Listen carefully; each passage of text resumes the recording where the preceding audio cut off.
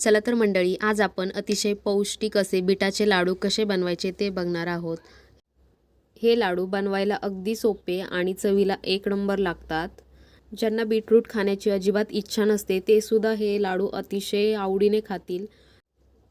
इथे बीटरूट आपल्याला खिसून घ्यायचे आहेत। त्याच्यावरची साल काढून असे त्यांना खिसून घ्यायचं आहे। साधारण 1 किलो बीट घेतलेले आहेत मी। हे मोठे मोठे साईजचे बीट आहेत।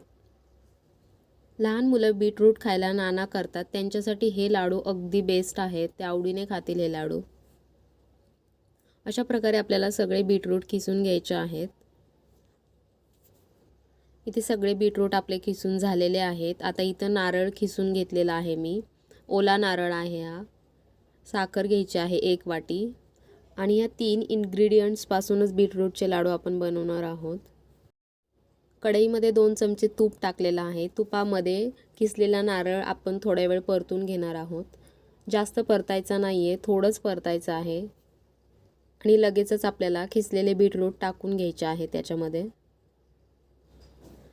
आपण गाजराचा हलवा कसा करतो तशीच प्रोसेस आहे ही। आणि हे सगळं आपण आता मिक्स करून घेऊया। ह्याला पाणी लवकर सुटतं, त्यामुळे साखर उशिरा टाकायची आपल्याला याच्यामध्ये।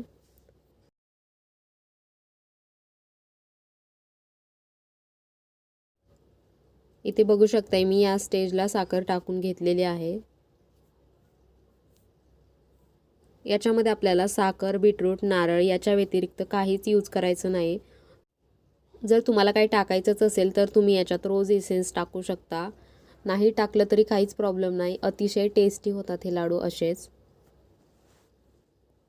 आणि इथे मी सुक्या खोबऱ्याचा असा किस करून घेतलेला आहे। आणि इथे आपलं सारण तयार झालेलं आहे लाडूचं। आणि असे गोल गोल छोट्या आकाराचे लाडू बनवून घ्यायचे आणि सुक्या खोबऱ्याचा खिस त्याला लावून घ्यायचा। बघू शकताय अतिशय सुंदर दिसायला दिसतात हे लाडू आणि खायला तर एक नंबर। नक्की ट्राय करा मित्रांनो, आणि व्हिडिओ आवडला तर व्हिडिओला लाईक करा, शेअर करा आणि चॅनलला नक्की सबस्क्राईब करा।